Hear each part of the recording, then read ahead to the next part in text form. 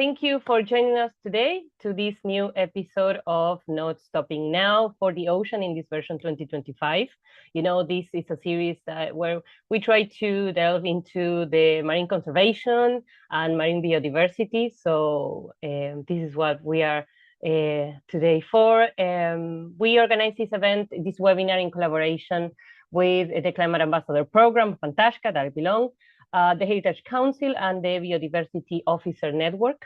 I am Mariana Coleman. I am a Climate Action Officer for Taisce, and I organize this every month in the last 2 years with my partner in crime, Marina Mulligan. Marina, how are you?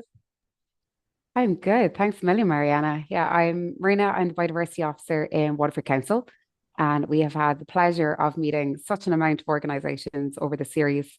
So this episode of Not Stopping Now for the Ocean is going to be a great one. So I'm looking forward to today. Perfect. So I think we mentioned this before, but it's always good to remember that we call this webinar Not Stopping Now because we're trying to focus on the resilience and the efforts wildlife put into place to try to protect themselves, and also the efforts of a lot of people and organizations are putting in place trying to keep working for the environment. And we use this space to give them the microphone, give them the space to listen to them and to learn from them, and if we can, especially to get inspired and after all go outside and trying to do some climate action. And summer is finally over. You can see the leaf falling from the trees, and also politicians are going to work after the summer. And we thought, okay, maybe it could be a great moment to talk about important aspects as marine protected areas. And that's why today we are having in our floor, we're going to talk with Donal Griffin. Donal is the campaign coordinator and marine policy officer for Fair Seas, for the Fair Seas campaign. He has a strong background in marine biology and ecology. He has also wealth of policy experience from the UK, including managing a coalition of environmental NGOs that focuses on effective marine protected area management and implementation. So we're gonna be listening from him and from his work for the coming hour. What is happening after my short introduction, we're gonna jump directly to talk with Donal, and he's gonna talk about marine protected areas and the journey in Ireland. Around 1:40, Marina is gonna start with the Q&A session for around 15-20 minutes before finishing the episode. So before we start, please remember that you have in the bottom of your screen, you have the Q&A option. So please, if you have any question, put the information there. Put the questions there, and Marina will use them for the session after. Remember also that you can use the CC icon below to activate captions. And remember, this episode is going to be recorded, so whatever you miss, you can rewatch it after on our YouTube channel. I hope I don't miss any point, but if I miss anything, I will put it in the chat in a second. So Donal, with this said, the virtual floor is all yours. And thank you for joining us today. No worries. Thank you, Mariana. Thank you, Marina. I'll just share my screen here first. Make sure to tick the boxes I need to. Okay, you can let me know if that's working. My first slide. Yeah, it's working fine. Great. I just can't see your faces now, so that's great. Oh, well, thank you very much, Mariana and Marina. I really appreciate it. And thank you very much for this opportunity to speak to you and your network about, I suppose, the work of Fair Seas and Ireland's marine protected area journey to achieving its 30 by 30 target. Something that, as the Fair Seas campaign coordinator, that takes up a lot of my time at the moment, and I've been with Fair Seas now for nearly 3.5, 4 years now. So it's been quite a while, and I'll get into some of that background and context as well of the campaign shortly. But first, just a little bit more about myself, I suppose. My name's Donal Griffin. I'm living here in County Tyrone, West Tyrone, just outside Omagh. so not quite a coastal community. I've lived here pretty much all my life, and my father's side of the family are down in Kerry, so I'm very proud of my Tyrone and my Kerry roots. I'm married here in Tyrone and have two kids, Patsy and Ashley, and I try to take them to the coast as much as possible, which is for me, Bundoran is the closest, or Tullen Strand there, Bundoran Beach, or Rossnowla as well as we end up going. And I suppose my background is, as Mariana said there, marine science, ecology, fishery science, marine biology at Queen's University Belfast, and I finished my PhD, my doctorate in 2019. But even from before that, I kind of slowly at first, then all at once, kind of fell into the marine policy, conservation, legislation, advocacy, and campaigning sphere. And also, I suppose, the NGO sphere that I've been working in ever since, actually.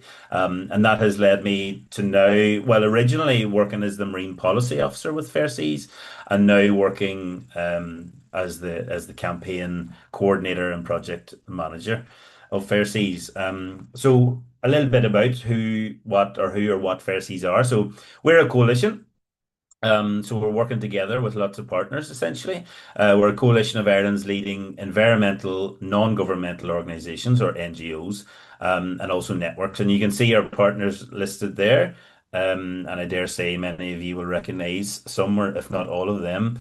And our ambition is to see Ireland become a leader in marine protection, very broad, but giving our species, habitats, and really importantly, our coastal communities the opportunity to thrive. And we see, that those being very much linked, and the success of one being the success of the other, and not at each other's costs.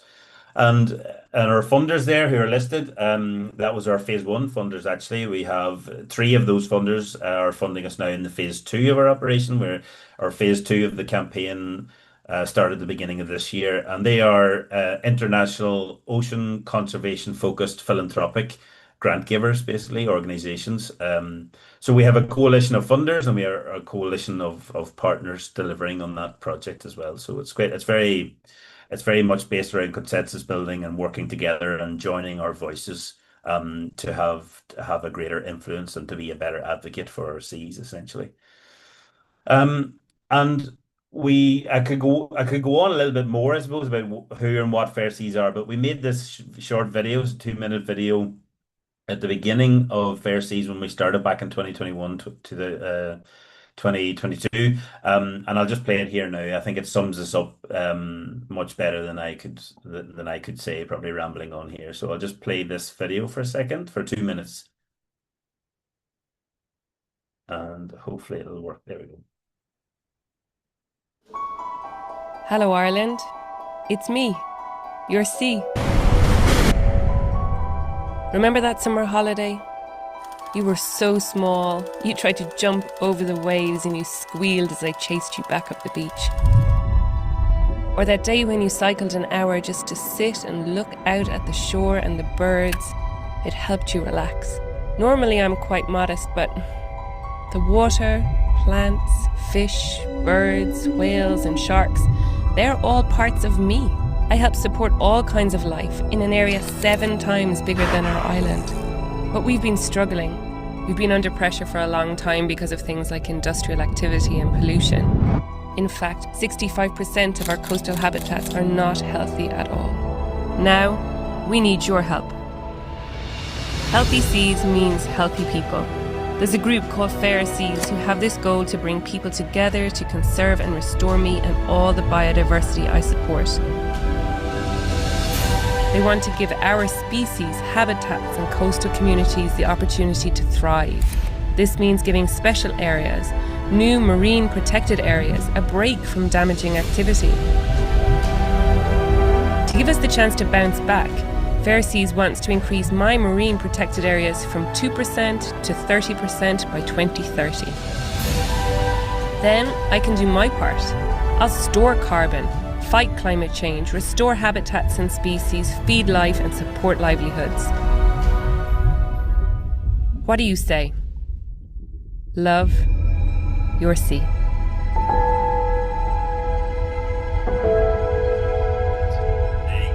hopefully you can all hear and see that. And it's a really, we were really delighted with that video at the time when we Think House helped us, based in Dublin, make that video and that short film, and it's as good today as it was back then, in terms of summing up what we're all about, essentially. So just this slide just kind of sums up the key messages from my talk, what I will go on to talk about, kind of put them up front and center. And the first one here is to say that Ireland's marine area is enormous. Its stewardship by successive governments, unfortunately, in our view, has failed to deliver its full ecological, its economic or social potential. That the quantity and quality of Ireland's current MPA network is poor, and that a transformational change is needed in how we roll those out and how we manage those. And the quantity and quality of MPAs is something that I talk about a lot, and I'll talk about again shortly. Um, an important point is that the Irish government is drafting new marine protected area legislation as we speak. So it's a very exciting moment for Irish marine conservation now. I've been saying that now for about 4 years, and it's still true. It is still exciting. Things haven't progressed as much as I would like, much to our frustration, really, and I'll get on to that later. But it is still very much a formative time in Ireland regarding how we look after our seas. So that is still that potential there to make the right decisions now that will have consequences for decades ahead. Is that it's that we're still in that space. I'll then talk about about our work, I suppose, Fair Seas, and our approach to affecting change, and our notion of building a movement of ocean stewardship, and how we go about that. And then I'll kind of finish, as I often do when I give presentations like this. I'll reflect on the question: is Ireland on its way to meeting its 30 by 30 target? To designating 30% of its seas by 2030, considering 2030 isn't actually all that long away now at all. And I think the answer is yes. But I think as each day and month goes by, that yes gets smaller. But we still have that potential. And actually my very last slide is highlighting some things that maybe people can get involved in, or do, or to act to help us, maybe to help Ireland, to coerce Ireland to actually get on and achieve those targets as they've been committed to. So this is Ireland's maritime area, and it's quite, as I said, it is enormous. You can see the scale of it here. The marine territory, or marine territory, is 7 times the size of Ireland's land mass. I bet many of us have heard that stat before. Nearly 490,000 kilometers squared, which is huge. It really is. It actually makes us one of the biggest member states of the EU when you include maritime territory. So it is, and it includes there. You can see from the map. We have the foreshore out to 12 nautical mile close to our coast and surrounding our whole coast. Then you have the exclusive economic zone, which is beyond 12 nautical mile out to 200 nautical mile, or the boundary of other jurisdictions. And then there's also that green box. There's an additional agreed continental shelf that Ireland has responsibility for in various guises to manage in some way, and to protect. And as again, the main message point here is that Ireland has a duty and responsibility to look after this vast marine area, and the area is vast. And in relation to marine protected areas, Ireland has committed to protecting 30% of those waters in a protected area in an MPA by 2030. That is, when I talk about 30 by 30 target, this is what I'm talking about, is protecting 30% of its waters in a protected area by 2030. And the government has, to be fair, and the government has been very clear for a long time now, for a long number of years, that this is their intention. Most recently, at a national level, the Taisce committed to 30 by 30. That was at the United Nations Ocean Conference. That was in June in France. At a European level, they've signed up to that 30 by 30 target through, kind of signing up to the EU Ocean Pact, which was launched at the UN Ocean Conference. Micheál Martin was over at the UN Ocean Conference. He was there helping President Macron, launch the EU Ocean Pact, and Commissioner Taisce. The EU Biodiversity Strategy, equally, 30 by 30 target is there. And globally as well, so the Kunming-Montreal Agreement under the UN Convention on Biological Biodiversity, or COP15, if people remember that back in December 2022. That included the 30 by 30 target as well. So it's very clear that the sentiment of the government and the words of the government is very clear about what it wants to do in terms of MPAs. But of course, we need more than words. We also need action on this front as well. Let's see. There we go. And so where are we at then, I suppose, is the next question, in terms of the quantity and the quality of Ireland's MPA network. So our current network, I'm just going to move a little screen here. There we go. Our current network consists primarily of Natura 2000 sites. So they are collectively SACs, so special areas of conservation, and also special protection areas. They are types of MPAs that are designated through EU law, the Habitats and Birds Directive. So they are the main means through which Ireland can designate MPAs at the minute. Pretty much so, not strictly not the only means, but like pretty much the only feasible means at the moment. And they focus on habitats and species that are of EU importance, EU-wide importance, which makes sense. They are EU laws. But there are also many other habitat species, ecosystem services, ecosystem processes that are important nationally in Ireland that aren't able to be protected through that Natura 2000 network or through SACs and SPAs. And that is one of the reasons why we need new national legislation, so that Ireland can unilaterally designate new marine protected areas. But at the moment, it's just those SACs and SPAs we have. And you can see we have made some progress since 2019, 2020 in terms of our quantity. We went from 2.3% back in 2019, 2020, and we now have in and around 10%, just under 10%, I think. So there's been a couple of quite big new designations. You can see in from the map on the right of the northwest and the south coast there, those two significant SACs. But there's also been other still fairly substantial designations on inshore and coastal sites as well. I'm thinking of Seas Off Wexford, new SPA there, and also the Northwest Irish Sea. So we have made progress on quantity. But on the quality of Ireland's MPAs, things are not they're not so rosy, I suppose. Site-specific conservation objectives, management plans, and conservation measures for each of these sites are needed to ensure that each of these sites actually deliver the conservation benefit that they were designed to deliver for the features that they were designed to deliver for. But that is, I think actually recently we do have site-specific conservation objectives for all these sites, for all the or SACs and SPAs. That is relatively recently, but I'm reliably told that we do have site-specific conservation objectives for these sites. That is good.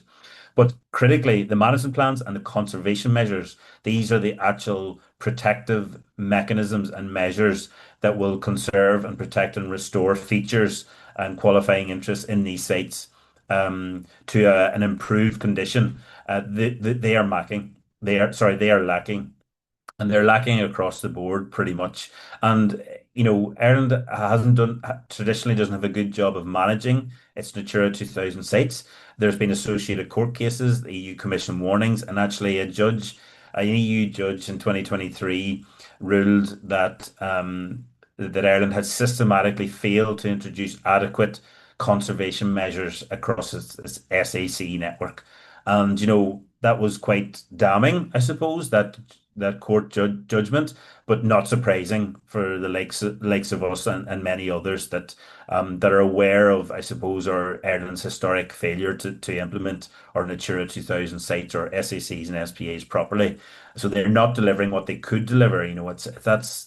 There's so much potential there in the sites that we have, but we're not reaping the conservation benefit of those sites, and that's what needs to change. So, in our view, we need a paradigm shift in how we designate and implement MPAs in Ireland if we're going to do it at a national level as well as improving these EU-based sites.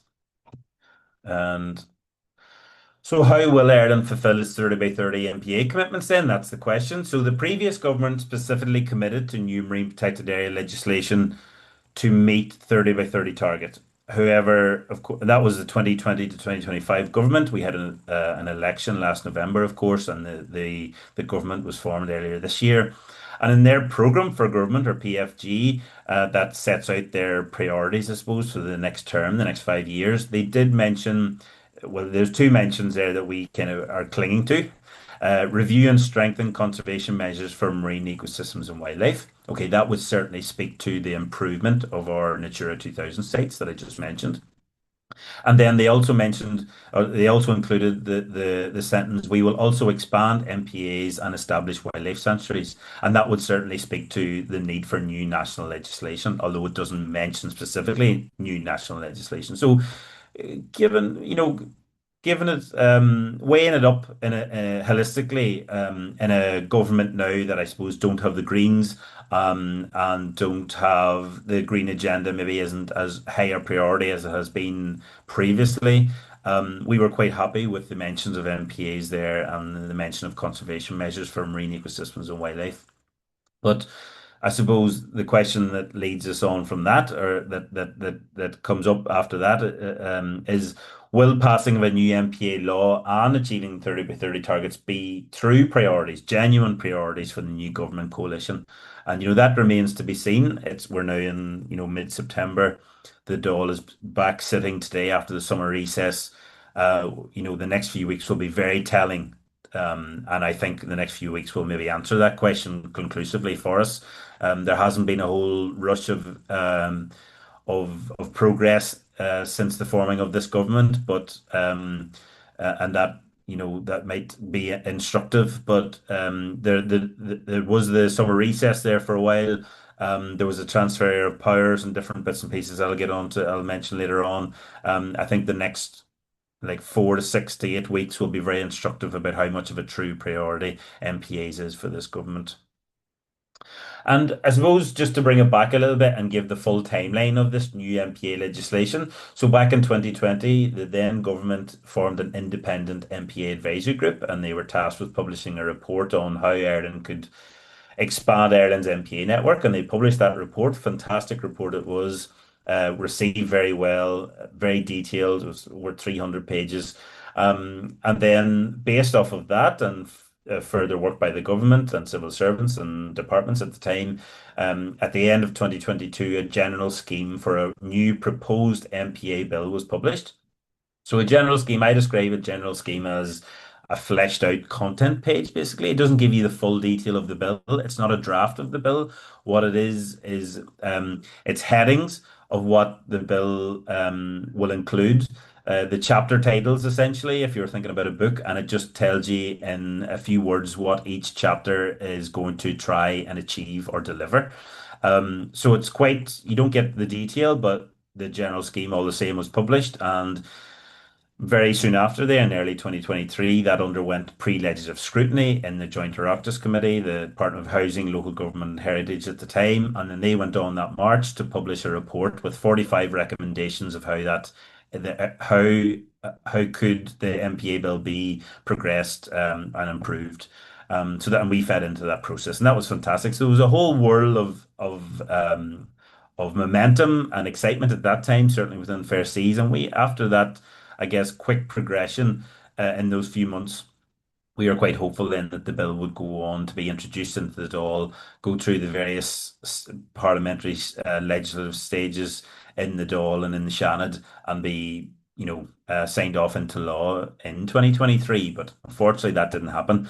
And there has been delay and delay and delay ever since, essentially. And the delays were pushed into 2024 and then into the last summer. And then, of course, the election came around, which just kind of took all the momentum completely out of it when the election was called. And, everything kind of stopped from that, in that sense, where the election was being had and the government was being formed.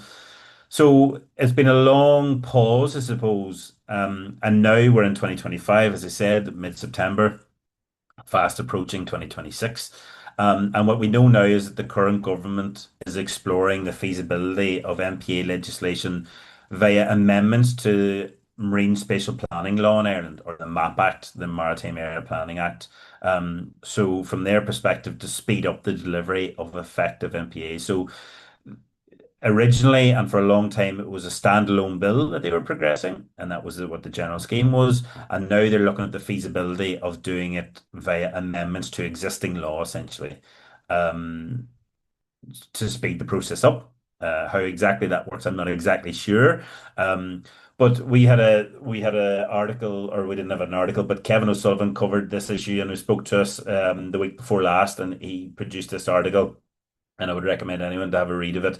It states kind of clearly where our position is, what my position is, and I'm just going to read a couple of lines to illustrate our position on this standalone bill versus amendment route and what we think of it. So, Fair Seas has always believed that new MPA legislation should be progressed through a standalone law, and that should come as a surprise to no one, especially given that this has also been the government's position for the past 5 years up until very recently. Um, However, he added, the content and the quality of the legislation was more important, and that is very much what I believe as well. Well, this is me speaking, so of course, but this is very much what I believe. The content and the quality of the legislation was more important than the legislative vehicle through which it has progressed through the Oireachtas. We need robust legislation. This is something we've been saying since day one, actually. We need robust legislation which contains the necessary provisions and framework to designate and manage MPAs effectively. And I suppose the added context to this is that we've never seen the standalone bill as it is drafted. We've seen the general scheme back in 2022, but we haven't been privy to the a draft version or anything, or got any real solid indication of what that MPA bill as drafted looks like. So we can't stand over that bill. It could be that the bill is published and it's actually not very good. Or it could, of course, that bill could be published and it could be very good.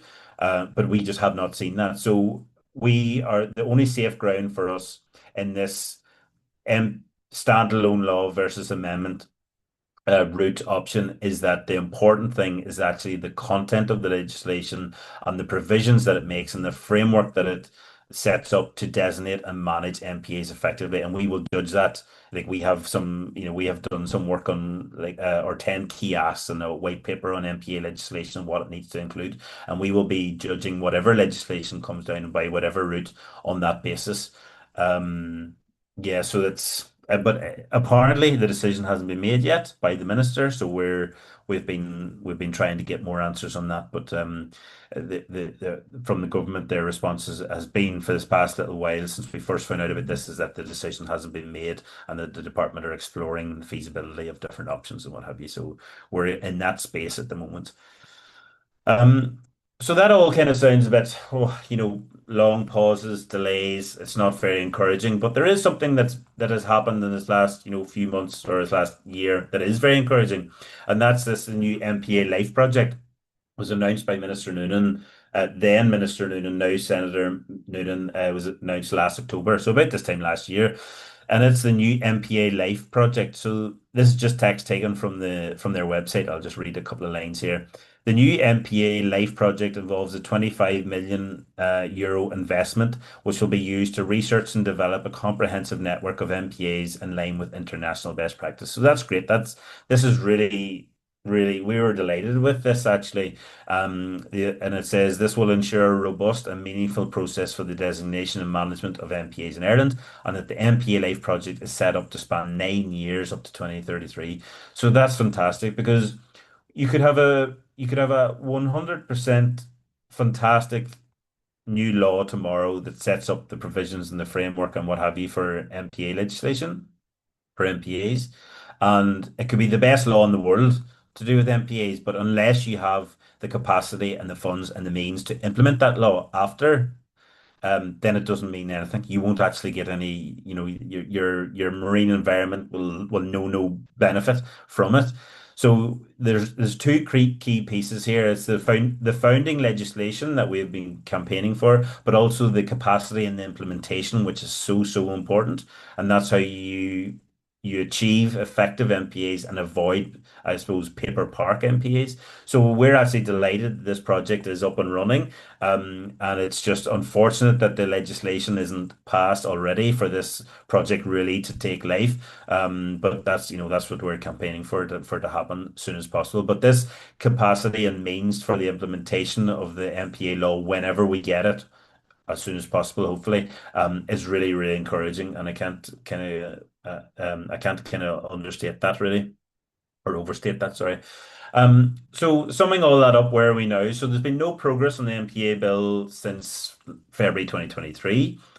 We have 20% of our seas to designate in the next, 4 or 5 years.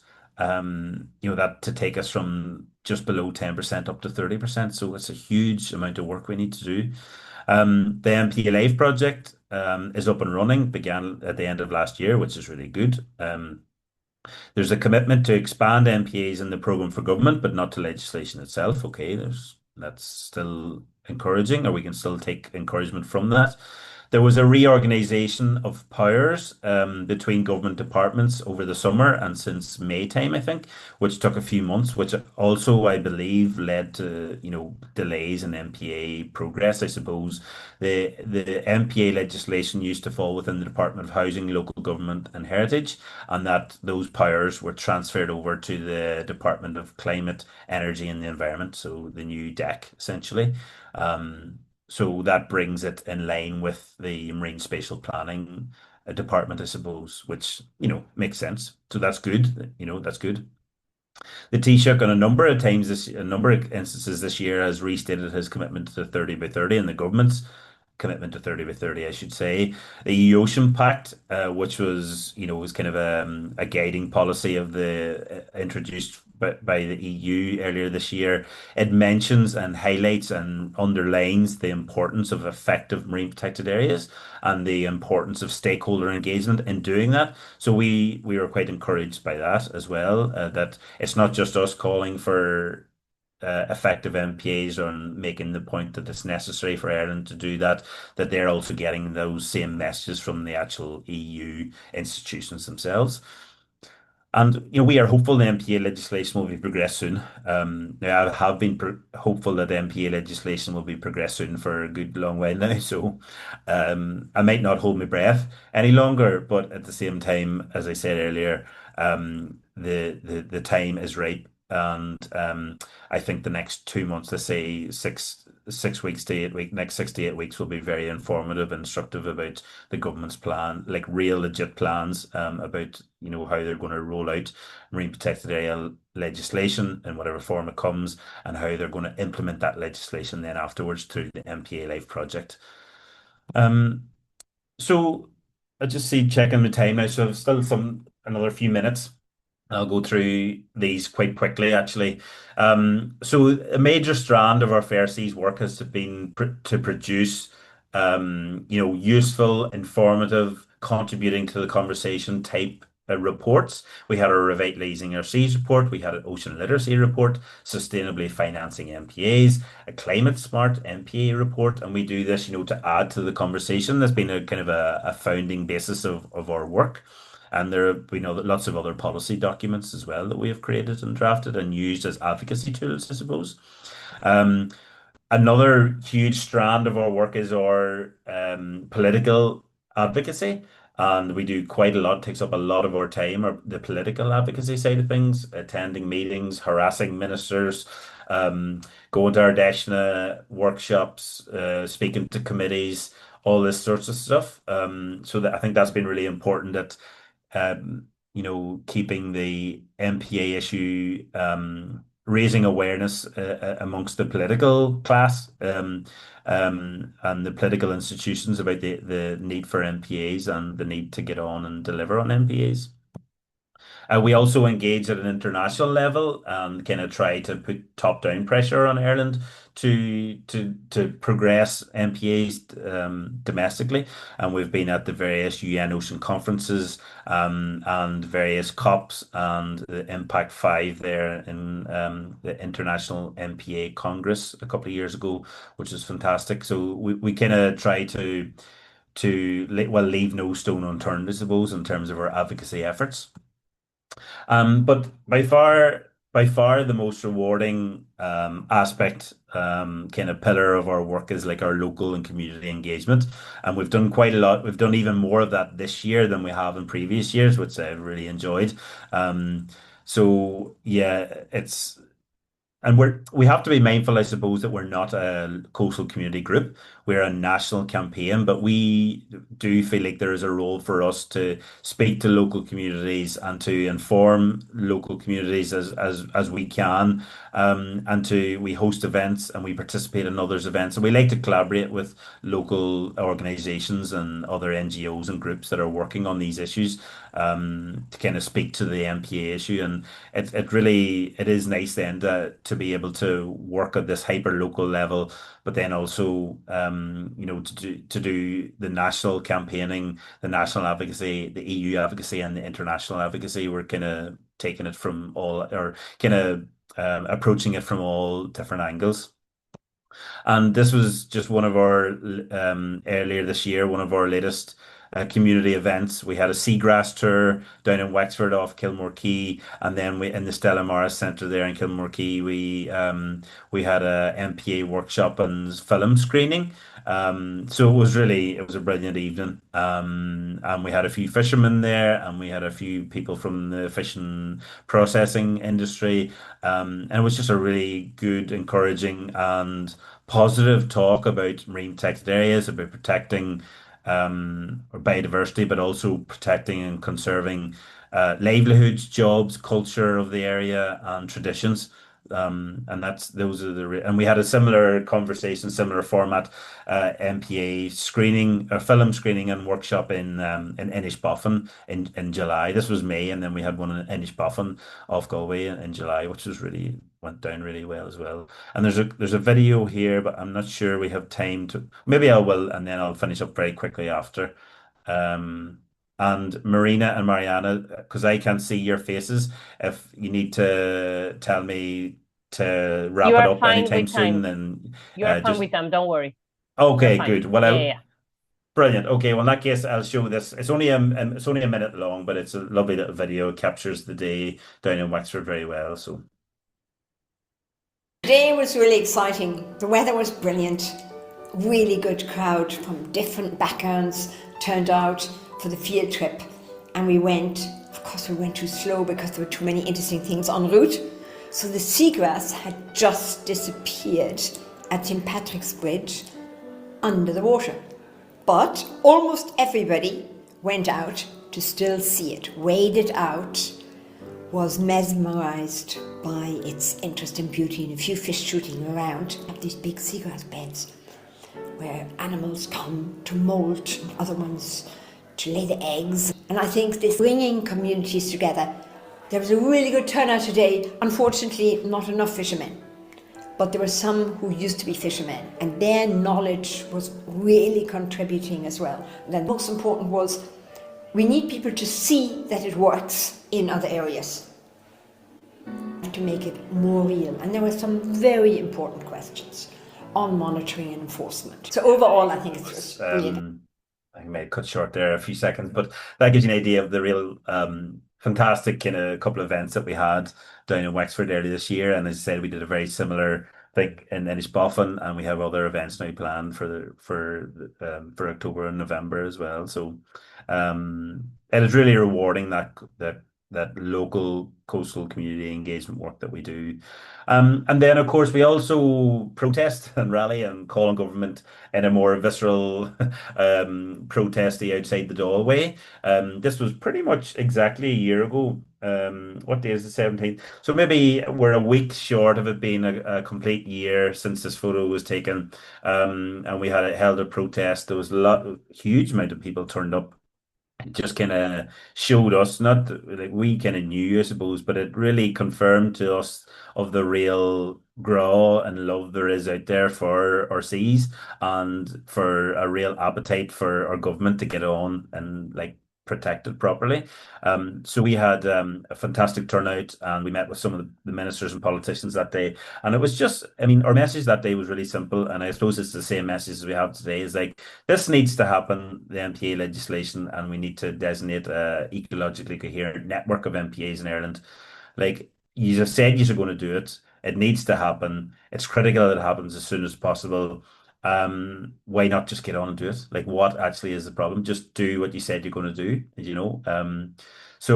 And because I suppose we aren't as far along the road as we would like, a year on from this, we will probably be protesting again outside the door in the next 6 or 8 weeks, I would say, as well.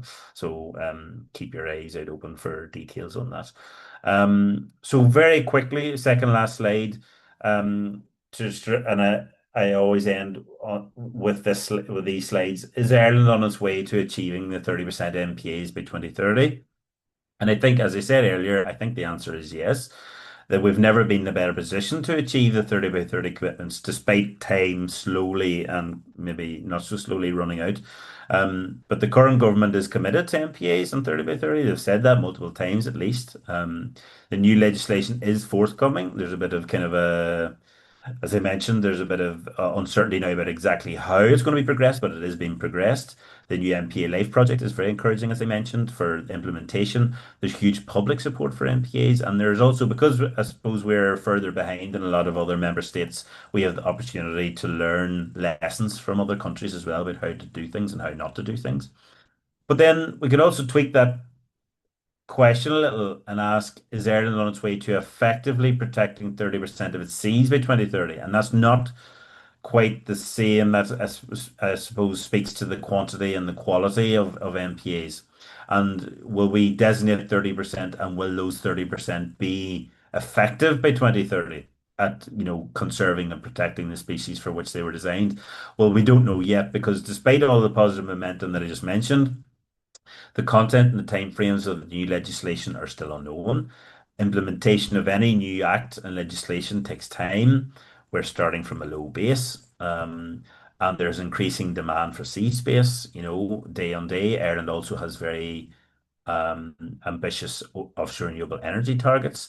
But I still think it's true to say that Ireland has never been in a better position to live up to the letter and the spirit of its 30 by 30 commitments to protect nature at sea. That's the quantity and the quality of its MPAs. Now, we're running out of time. I'm running out of time to talk here, I see, but we're running out of time to 30 by 30. We're nearly in 2026 already, which kind of blows my mind. The government do need to act on this urgently if the 30 by 30 targets are to be met. But more broadly, if we are to properly protect marine biodiversity, adequately soon before,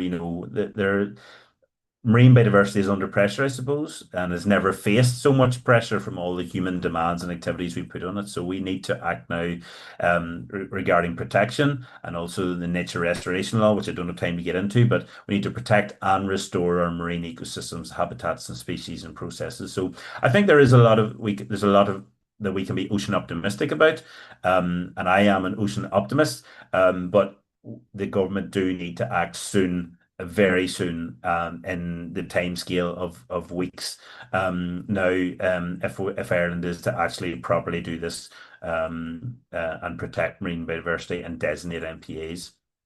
And just very last slide, just things that you can do to help. And I think Marina is going to put some links in the chat. You can sign our petition, which is calling on the Irish government to protect its seas, and you can read more about it there. You can sign up to our newsletter, which will keep you up to date on Ireland's MPA journey and other opportunities that there will be to help fair seas or to act. Including potentially a rally outside the Dáil later in the autumn. And a couple of things that I always say when I'm asked about what people can do. Firstly, speak to your elected representatives, your TD, your councillors, your new presidential candidate or your new president, whenever that happens, and later in the autumn as well. Ask them about our ocean. We always hear about what's on the doors, like what is a voting issue. We need to make our ocean and the preservation and protection and restoration of our ocean a voting issue. And you can only do that by when the when you get an opportunity or you make your own opportunities to speak to your elected representatives and ask them, like, what are you doing to protect our sea, and what are you doing to progress the MPA legislation more specifically? And as I said, you can sign up to our newsletter and you can keep up to date on all our plans regarding further webinars, potentially update webinars on the MPA legislation later this year, and also a rally outside the Dáil in potentially end of October, start of November. But more details on that to be confirmed. So that's everything. Thank you very much for listening, Gora Mina Magov, folks, and I'll take any questions if we have time. Thanks a million, Donal. That was an exceptional overview, actually, of the work Taisce. For a very small team, they're highly productive. Yeah. And I think we've seen you in every corner of every community across Ireland at this stage, whether that's like science communication on the front of filmmaking and resources and getting out there to bring people on field trips and show them what's important.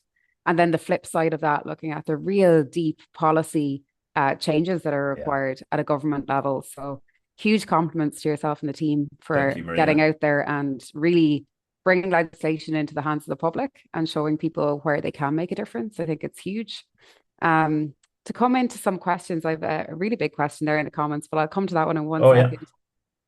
I'll come back to it in a second anyway. But just the importance of access to information on the ocean. So you mentioned ocean literacy, and you talked about quite a few bills and quite a few protections that we have in the ocean alongside the impacts of maybe extensive fisheries on large scale, looking at offshore renewable energy demands. What we ask of the ocean is quite a lot. We've heard and talked about deep sea mining quite recently in other parts of the world too. So the ocean really is under pressure. So I wonder there, what is the best way for anyone involved in this call right now to get involved? I know you mentioned signing a petition and writing a letter, but in their local communities, is there anything you can do within a local community that would help increase the ocean literacy of your local area? Yeah, well, that's a great question. And, thankfully, in most, not just coastal communities, but like the small and local and even bigger sized communities all around Ireland, there are groups like wildlife groups, nature groups, beach clean groups, like groups that are based around activities, such as Corinne Dubsky, who we've seen on the short film earlier, about that focuses on the coast, the shoreline, seagrass, protecting it. You've got beach clean groups. You've got a new one with a friend of mine started in Liscannor Bay, down in Clare direction. They're everywhere. So if you want to be involved in protecting or conserving or just learning more about nature around you or on your coast, then there are groups everywhere. And you can join them, of course, and you can be a part of that. And I'm actually a part of the Irish Bastion Shark group, and we had a conference recently. It went really well. And that was just a group of people. That was a national group, I suppose. It wasn't like a local community group, but it was just literally, how would you say, a few people, dedicated people, sharing. Well, back then it was emails back and forth, and now we have a WhatsApp group. And we organize on WhatsApp. And I think I've said this before recently. I think WhatsApp is one of the most powerful conservation tools we have, because it's amazing what people, when they are so easily connected and can communicate so easily about things, all sorts of things, that you can really drive action. So I think joining groups and creating your own groups don't preclude that either. Like there's so much that people can do, and there's a lot of resources out there in terms of ocean literacy as well as broader nature literacy, I suppose.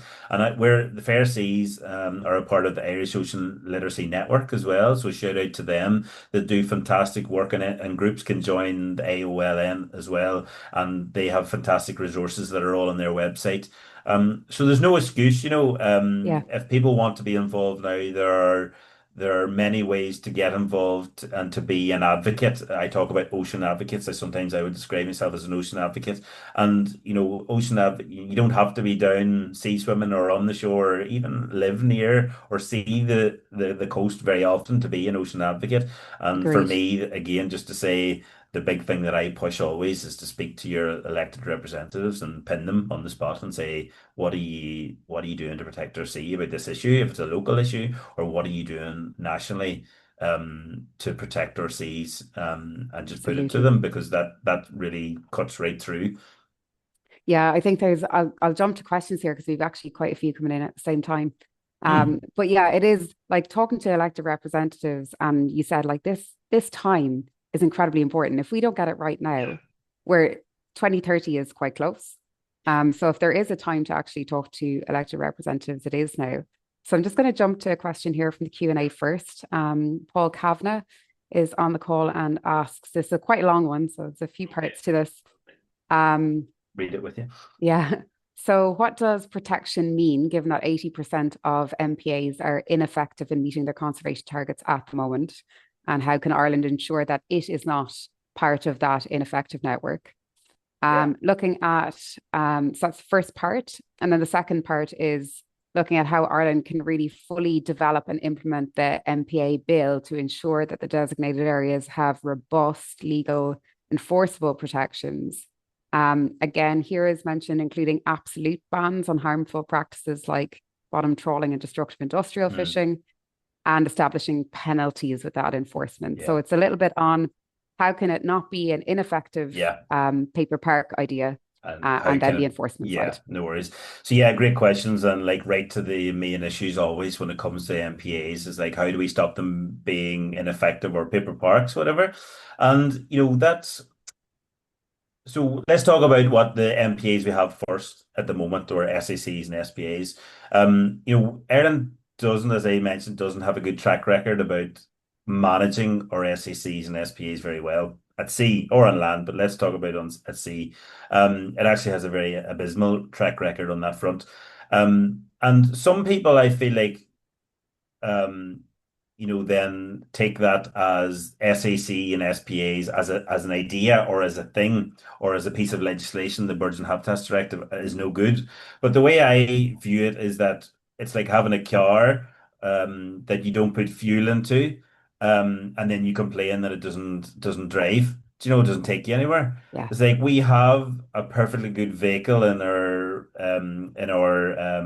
Habitats and Birds Directive, but Ireland has never once went to the petrol pumps or the charging point and charged up and made it go anywhere. It has not put the effort and resources and the time, the capacity and the will into actually making those sites deliver for nature the way they're supposed to. So there's nothing stopping the government from actually introducing effective conservation measures and taking a look at each site. I'm a big proponent of, because you mentioned like blanket bans. I'm actually not a proponent of blanket bans when it comes to MPAs. I want to look at each site, and I want to look at, okay, what are the pressures? What are the features, first of all, that we want to protect? What are the pressures on those features? What can we do to reduce, mitigate, or avoid those features? And then that's how you come up with your management. So it may be then that through that process you come up with a ban on various activities, whether it be some sort of fishing, or maybe it could be some sort of industrial activity, or like whatever the pressure is. It doesn't have to be industrial, like water sports and leisure activities can be just as problematic. It can be anything, and those are the activities then that manage, like truly manage, so that you're reducing or eliminating the impact on the features, so that those features can be their condition or their status. We talk about favorable status. So that basically that they improve essentially. And that's where monitoring is so important, because you need to consistently and regularly monitor, so that you can gauge and monitor not just the features, but also monitor how effective your management interventions are. So I mean that sums it up for the Yeah. sites that we have, but and new sites, sorry, for new MPAs under new legislation, it's the exact same. But the difference now is we have the opportunity to select sites, to designate sites, new MPAs under national law, and to develop that management at the very beginning. Because some of our SACs and SPAs are decades old, and as I said, they haven't been invested in. They don't work as they should. Whereas we're going to designate new sites, we need them to be working, or at least in progress to be working from the very beginning. And that's where I see a real opportunity in soon for Ireland's MPA network to improve Yeah. if we do it right. And then the other, well, that kind of, I suppose, answers both sides of that question, I suppose, does it? Yeah, it does. And the enforcement side is really important. I think Oh, when we yeah. look at Ireland, we're hugely under-resourced when it comes to nature Yeah. conservation, and maybe that's in terms of priority issues as well. We Yeah. see quite a lot of the time other issues take the lead. We're very human-centric Yeah. as a country anyway. And when you look at the nature resourcing end of things, we've seen things like the Nature and Climate Fund quite recently, Yeah. where promises are made in funding, but can easily be reversed. And where do you see kind of the resourcing end if we are to get these MPAs up and running and really effectively running? Is there any suggestions there in terms of budgeting or resourcing for those scenarios? Yeah, so yeah, really good point. Because a lot of the conversations when it comes to the likes of our per track record in managing our sites, if you really dig into it, it's because of like the MPWS who are in charge ultimately, I suppose, like haven't been resourced. They haven't had the capacity. They got gutted after the crash in 2008. Yeah, They're only now getting up to pre-2008 levels of funding, and their funding has been like almost doubled over the last couple of years, but it's still just, we're still in 2008 levels or before. So it all comes back to money, as many things do, and the investment in this is so important.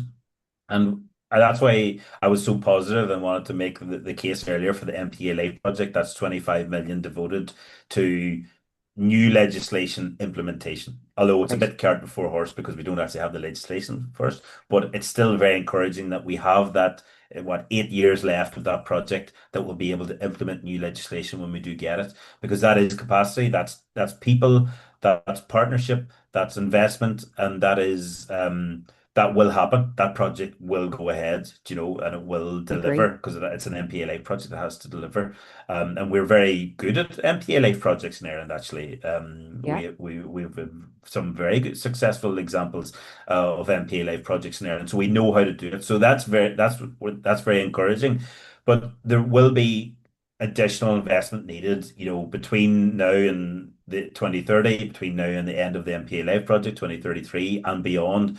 And that's what we have our sustainable financing MPA report, yes, and we lay out lots of different scenarios through which the Ireland could look at sustainably financing this into the future. But ultimately it is the government's job to ensure that they are able to do that. And I would be calling government. In fact, we have recently, the budget will be coming up in October. yeah, And again, we point back to that report and say really the government needs to commit and find the money themselves, and choose some of these options and go for them and get the money to do this in the long term. And there's, whereas levies, totally. whereas bonds, or yeah, well, it's all in the report there, but Yeah, it's such an important issue. The resourcing of an investment in time, people, capacity, and what have you, and state organizations as well. I agree. And I actually think that's a really important way when you're saying use your money to, or use your vote to get that money is probably a really good Yeah. example of how to get it done. Just because I know we're running in on time, but I have a couple of other questions here that I Yeah, think go are for quite it. nice as well. Absolutely. So I have a question here from, let me see. I have a question from Darcy Jackson. So, are there any courses that you would recommend for someone who doesn't have a marine biology background to learn about Ireland's MPAs? Is there anything out there that is kind of a quick course to upskill yourself on MPAs and the legislation? Yeah, that's a good point. I'm not aware of any specifically on that. I'm thinking about there was lots of courses over COVID and that. Maybe they're not so Yeah, popular now. MOOCs they call, online courses. Uh, but there's lots of I know people in the team have done short courses on marine spatial planning and conservation thing, and normally it's been through ATU. yeah, They have some courses, so I would look there. And also it doesn't. What I would say is, I mean, I never really done a course on marine protected areas, although I did, to be fair, I've done a marine biology, have a marine biology background. But where I really learned about marine protected areas and marine conservation actually wasn't at college. It was through webinars. Yeah. Like I had a job, my first, well, I was finishing up my PhD, and my first job was a marine conservation and officer over in England at the time. It was a UK wide role, and a policy was just an element of my work then. But it just allowed me the opportunity to join webinars a lot, I suppose, through work, Yeah. and that is how I actually got up to speed on things. So it wasn't a course so much, but actually just connecting, I suppose, with those networks that offer those opportunities to join things like this and the many other opportunities there are in Ireland, online and sometimes in person, to speak about MPAs, to speak about marine spatial planning, to talk about nature restoration law, offshore renewable Totally. energy and its impact on biodiversity, those sorts of things. So Yeah. they're definitely out there, and it doesn't have to be a structured course, I would say. Although if you I do find one, obviously that would be good too. Yeah. I totally agree. And I actually think there is such an incredible welcoming community in the marine space that Mm, actually, when you do go along to a talk or a conference or presentation, whatever it might be, like the Boston Share conference recently, yeah, it's such a welcoming place to go into. And I yeah, know in certain areas of Ireland, like Galway, for example, had green drinks. There's a lot of those kind of pub talks going on as well, where yeah. That's right. you'll meet people within a similar network or with similar That's right. ideas, and they'll tell you about other stuff that's going on as well. That's Um, right. Another question here then from Deirdre Heaney. How does MPA status reduce the amount of plastic in our sea? Yeah, good question. Well, plastic pollution is one of those things that needs to be tackled at national and really an international level. And that's kind of, I suppose, that's not just in the marine space. I mean, plastic originates on land and makes its ways through various means, mostly through rivers and that into our seas, unfortunately. Also, there's also, you get plastic pollution from other sources directly into the sea as well. But it is like climate change, one of the overarching, I suppose, problems and challenges that we have to tackle. And like, we don't want to just tackle plastic pollution inside MPAs. We want to Great. tackle you want to tackle plastic pollution everywhere. So I think what I didn't include the slide this time, but what I normally do, and maybe I should have, was that, and I make the point that MPAs are a critically important and a pretty big conservation tool that we have to help protect our seas. But the 30% target, 30%, that still leaves 70% that is not in an MPA that wouldn't be covered in under MPA regulations, even if they were really good. But we want a sustainable and health. We want all our seas to be sustainable and healthy. So that's why when it comes to the likes of climate change and plastic pollution and maybe ocean acidification to an extent and all these Mhm. other things, marine heat waves as a part of climate change, those sorts of things, those are things that need to be tackled more broadly. And that's where you get into conversations with plastic pollution about reducing our plastic use, producers' responsibilities, taxes. You have the bottle return scheme that is making Yes. so much money. It was kind of controversial at the time. Weirdly, I never really understood it, and now it's so popular. Of course, it is. Yeah. Plastic bag tax in the UK was controversial at the time. Became so incredibly popular, is making loads of money now, money that is funneled back into environmental projects.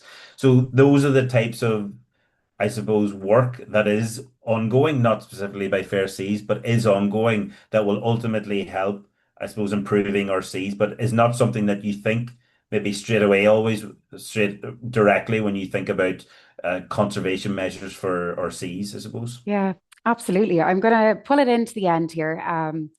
There's a little bit of a wrap on our time. So we could talk Yeah, about this forever. There's so many yeah. options to talk about when you come to seas and protected areas in particular. Thanks again so much for the information that you shared today. And thanks a million No to the worries. Thank audience you for having us. for their contributions and their real curiosity and the questions. I'm going to hand over to Mariana to close out. But thanks a million, Dolan. That was great. Thank you, Marina. Perfect. Don and Marina, thank you very much. The Q&A was amazing and a lot of questions we have today. So that's very, very good and successful for us. My time is just to wrap up this webinar today. A few information. Remember, we're going to send all the information, what Donald was mentioning, really the presentation as well, in an email in a few minutes. So you're going to be able to also rewatch the webinar if you have any doubts, or if you want to just absorb more information, you can rewatch it on our YouTube channel. The next month, we have the last episode of this season. It's going to be with Clean Coast, Lian Costello and Tinette Kyo. They're going to be with us. And we're going to be talking about marine pollution and what we can do. So climate community action, which also will help you if you want to keep talking and learning about this. That episode is going to be on the framework of the Climate Action Week, and I'm inviting you to visit climateactionweek.ie. Is the dedicated website for that Climate Action Festival that is happening every year. This is the ninth season of the festival, so I encourage you to visit the website and learn what other events are happening around Ireland. I shared the link on the chat, but we will share with you also on an email. We will love if you have a minute to share feedback with us. We really read all the feedback and learn from that, so appreciate it. And also appreciation for a few names that I'm seeing in the as attendees that I've been seeing in every of the webinars. So really appreciate it for all the people who take their lunchtime to listen about these organizations, people, and actions. And I don't think I'm forgetting anything else. Donald, once again, thank you so much. We learned so much from you today, and lovely calls to action that shared with the audience today. For all of you, thank you again, and see you next episode of Not Stopping Now for the Ocean in this version 2025. Thank you very much. Thank you. Thanks, folks. Bye. Bye. Bye. Bye, Sloan.